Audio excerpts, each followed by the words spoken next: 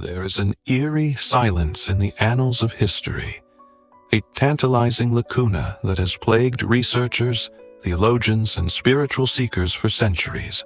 It is concealed somewhere in the mists, between not one, but two well-documented points of one of the most remarkable lives ever lived. You first encounter Jesus of Nazareth at age 12 in the Bible, astounding scholars at the temple with his insight. The narrative then goes dark, unaccountably dark, for almost 20 years. Not a single word, trace, or verse in the canon of the Gospels exists that tell us what happened between the ages of 12 and 30 and the life of Jesus Christ. What happened during these lost years in the life of Jesus? Did he live a quiet life in Nazareth as a humble carpenter's son? Or did he travel around the world gathering hidden knowledge from the sacred temples of Egypt, the mountains of Tibet, or the ashrams of India? Is the silence of the empty years the best place to begin to understand who Jesus truly is, not just as a prophet or teacher in the spiritual tradition he so elegantly predominated, but as a universal seeker of divine truth? We're inviting you on a journey that transcends dogma and goes deeper than doctrine. In this video, we will be exploring the lost years of Jesus Christ, the mystery between ages 12 and 30, a subject that is packed with intrigue, alternative history, esoteric theories, ancient manuscripts, and suppressed knowledge that could alter the way you think about a man that has forever changed human history. The official biblical accounts have an astonishing silence in this space of nearly 20 years. The absence of a record about a man whose life and teachings would influence billions of human beings begs an explanation, and indeed history has its explanations and justifications, many of which have become a part of legends and speculative theories, with some suggesting Christ traveled eastward to study Buddhism in India or Tibet, while others suggesting he was initiated into the mystical teachings of the ancient Egyptians. Some arguments present that Jesus studied with the Essenes, a Jewish sect that was designated to keep esoteric knowledge safe and retained the ascetic lifestyle distinct from other Jews. All the while, some are adamant that Jesus stayed in Nazareth and lived a normal life, preparing for his mission in silence. But what if none of these explanations present the ordinary? What if these missing years represented the crucible in which the Christ consciousness was fashioned?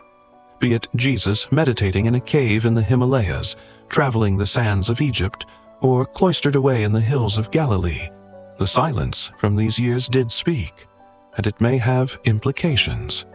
What it might say may open your eyes about Christianity, spirituality, and the universal path to divine truth. So, if you've ever wondered about the gaps in religious history, if you've ever sensed that Jesus probably did more than what's presented in sacred scripture, and you're ready to begin peeling back the layers of mystery, then let's persevere to the end.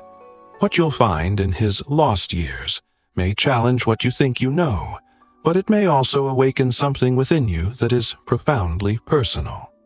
Let us now move into the mystery. The biblical silence. What do the scriptures truly state? The silence is not an error, it's intentional. When we go to the Bible, the most read religious text in the world, we notice a gap in the chronology of Jesus' life. The only canonical gospel that tells us anything about Jesus' early years is the Gospel of Luke.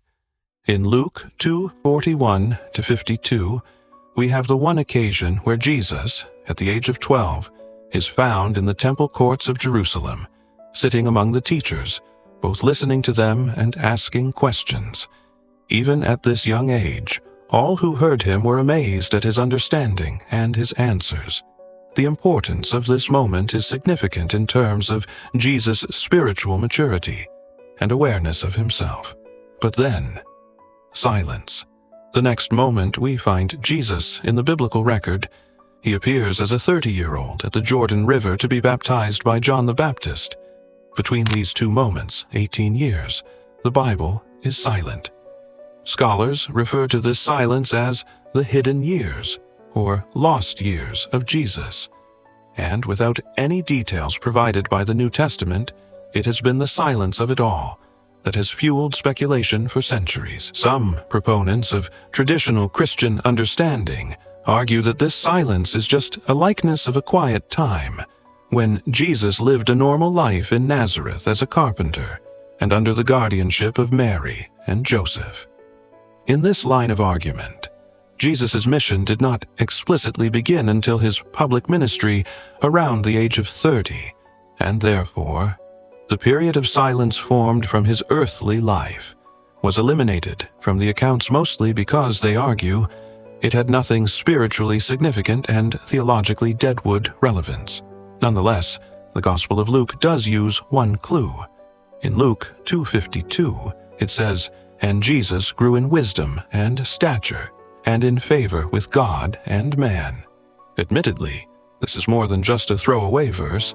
It implies an active time of both inner and outer growth. He grew in wisdom. However, how, and whose guidance?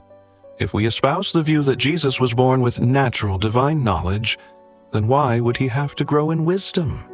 Furthermore, if he did grow in wisdom, then what teachings were to shape him? What experiences formed him into the spiritual revolutionary that would even challenge the religious, political, and social structures at that time? The lack of information from the Bible creates the opening to a world of possibilities.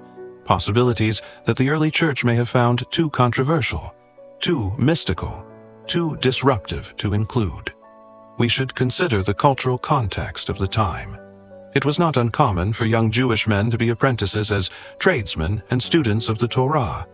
Jesus, however, was no ordinary student.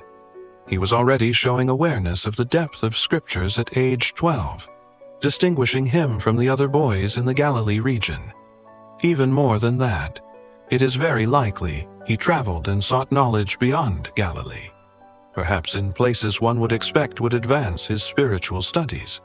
However, the canonical Gospels confer near silence upon this period, and the pieces included in the New Testament are decided on by council hundreds of years after the lifetime of Jesus. And so we can ask, like many scholars and mystics since, what was left out? Why did the editor church want to suppress new information about Jesus' life? The Gospel of Thomas, an early Christian text not included in the Bible, records Jesus as saying, "Whoever finds the interpretation of these sayings will not taste death." Other Gnostic texts present a decidedly more mystical Jesus than the historic Jesus that many mainstream denominational doctrines follow. What if the years between the ages of 12 and 30 were really an opportunity for Jesus to discover, practice, or master even secret truths? Jesus in India? The legend of Saint Isa and the Himalayan scrolls. What if the lost years of Jesus were not lost at all, but just not included in the official narrative? In 1887, a Russian explorer named Nicholas Notovich made it to Hermes Monastery in Ladakh, deep in the Himalayas. He had an injury while traveling through the area, and was given shelter by some monks.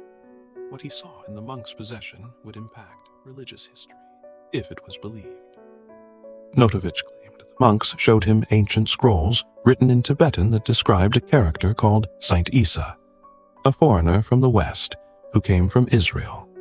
The scrolls described that Saint Isa lived with Hindus, Jains, and Buddhists. He would study their sacred writings, argue with priests, denounce the caste system, and preach a message of love, unity, and nonviolence. Here is what one translated passage seemingly says: Isa became the most learned man in the land. Priests feared him because he taught the holy scriptures to all castes in every form of caste, including untouchables. There are many similarities between Isa and Jesus. Isa is believed to have been born to impoverished parents in the land of Israel. He condemns religious hypocrisy. He enraged the authorities.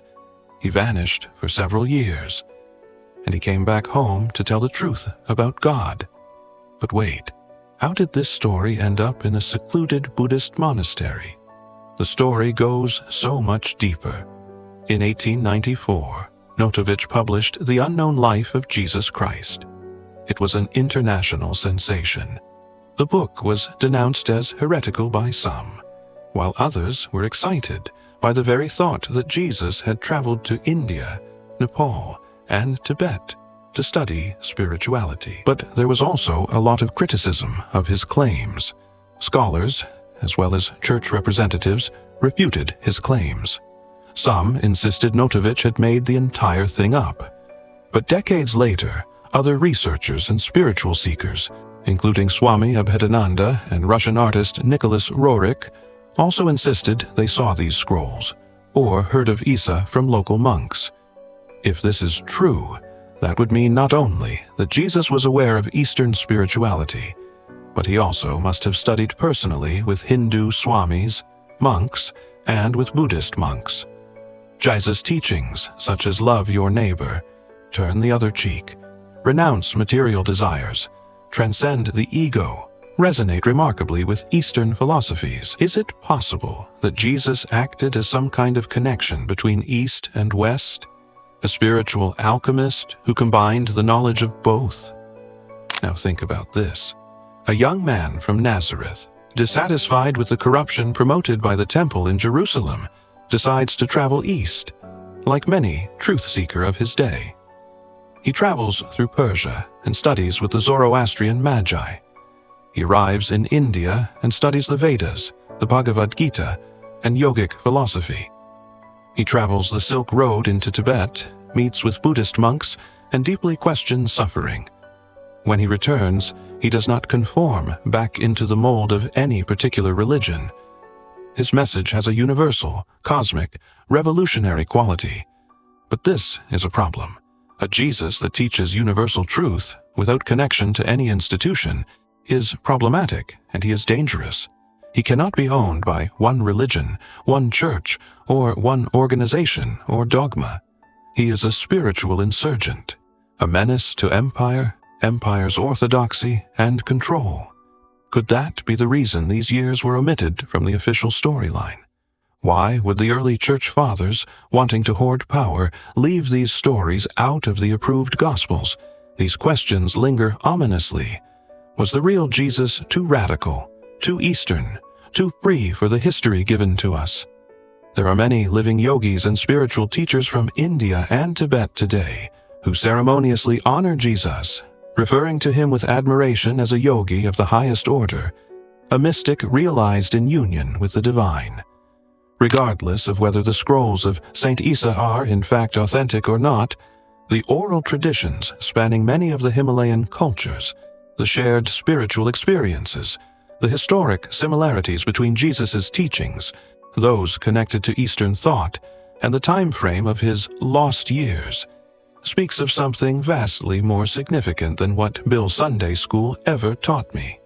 And if it's true that Jesus walked the sacred lands of India and Tibet, the impact on Christianity, on interfaith dialogue, and on the search for truth can only be staggering.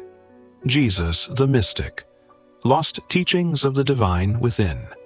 What if the greatest threat Jesus represented was perhaps not political insurrection, but spiritual liberation? In the Gospel of Thomas, one of the earliest Christian texts discovered at Nag Hammadi in Egypt, Jesus states something quite remarkable. If those who lead you say to you, "See, the kingdom is in the sky," then the birds will get there before you. If they say, "It is in the sea," then the fish will get there before you. Rather, the kingdom is within you and outside of you. When you know yourselves, you will be known, and you will understand that you are children of the living Father. This is not the Jesus we were most likely taught about, a figure of authority who demands blind obedience, but a figure of inner awakening, the realization of the divine spark. In conventional, mainstream Christianity, salvation is mostly external. Follow these rules, go to church, believe this doctrine.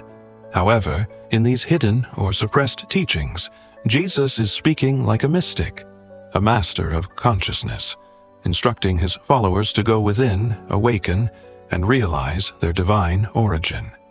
This inner journey resonates more closely to Eastern spiritual paths, such as meditation, self-inquiry, and the experience of enlightenment. Consider the following. Jesus fasted in the wilderness for 40 days. He frequently withdrew to solitary places to pray.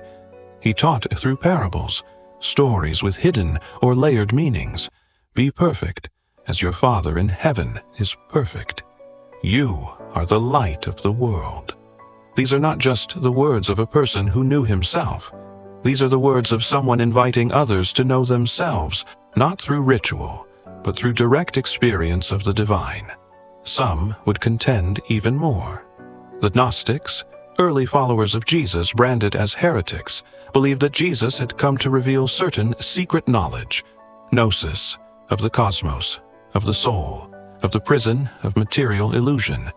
The Gnostics believed Jesus was not a god to be worshipped, but a mirror to see what we are. Divine, eternal, conscious, like man, trapped in flesh, born of light. Another excerpt from the Gospel of Thomas expresses the same sentiment. I am the light, which is above all things. I am all. From me all things came forth, and to me all things attained. Split wood, I am there.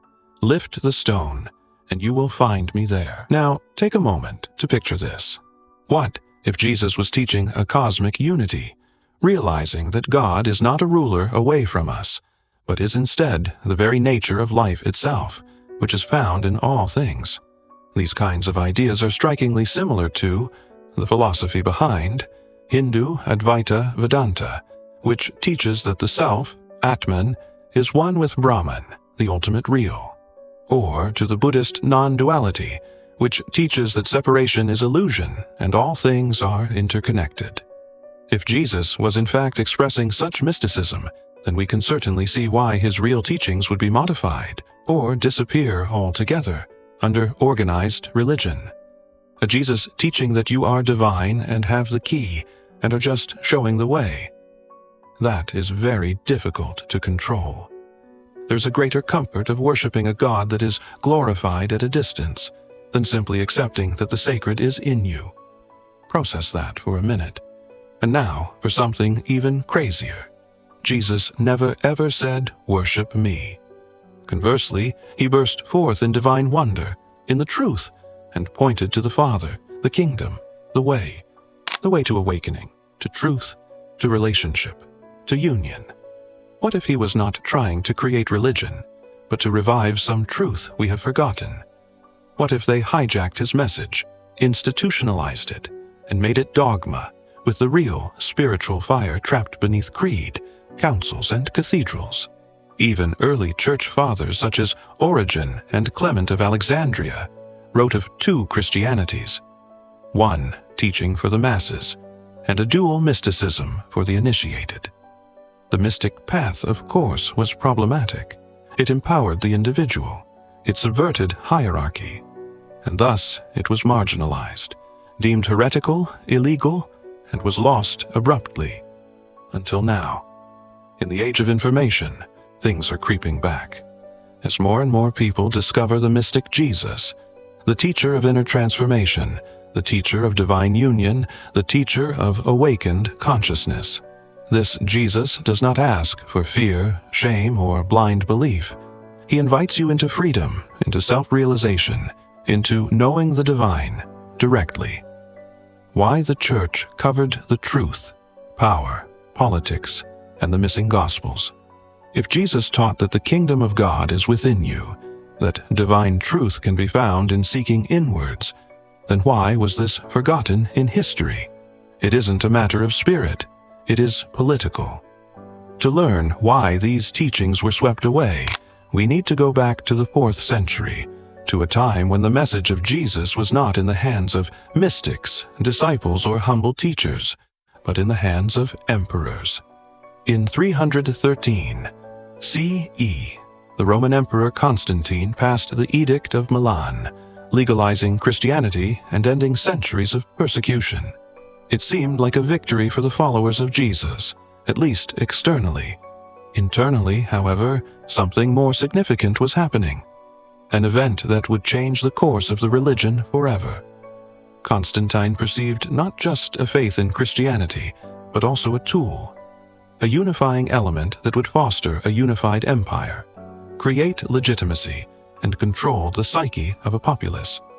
His first step was to host the 325 CE Council of Nicaea, where he asked the bishops to define Christianity on behalf of the followers. And just like that, hundreds of diverse and mystical teachings were prosecuted. The mystical Jesus that taught secret wisdom was removed. The Gospels that supported spiritual experience directly were eliminated.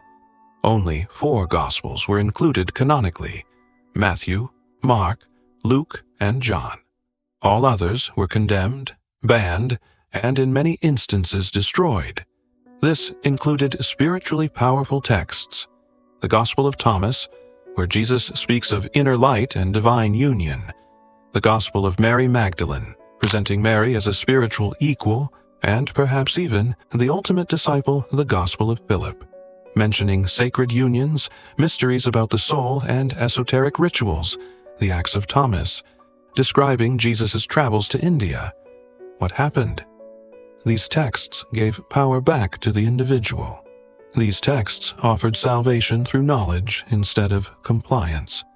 These texts offered a bypass to priests, rituals, and hierarchies. That was dangerous. A mystical Jesus can never be institutionalized. A message of divine light in all people cannot serve an empire based on dominance. The Church, backed by imperial power, did what empires always do. It created one official story, labeled everything else as heresy. Nevertheless, the truth could not be hushed forever. In 1945, while plowing a field near the Egyptian town of Nag Hammadi, a farmer discovered a group of ancient texts. These texts, the Gnostic Gospels, had been hidden in a sealed earthenware jar for nearly 1,600 years, and offered a vastly different picture of early Christianity, one full of mysticism, inner transformation, and spirit. It shocked the world. Then suddenly voices which had been erased began to speak again.